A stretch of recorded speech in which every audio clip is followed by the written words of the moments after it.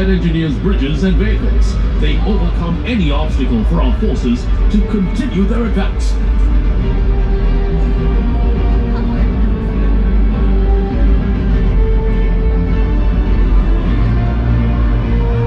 As the M3G opens its ramp to become a float bridge. Seen earlier during the presidential gun salute, our M3Gs provide specialist combat engineer capabilities, supporting up to 150 tons in weight and providing flexible solutions for any terrain challenge.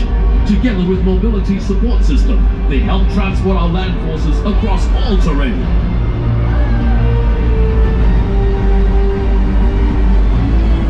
Flying overhead are helicopters comprising the Seahawk, Apaches, H225Ms, and a Chinook.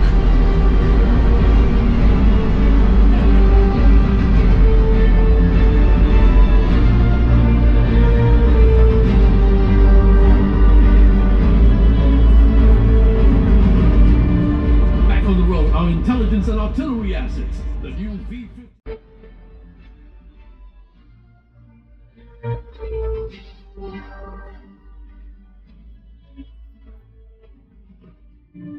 Back on the road, our intelligence.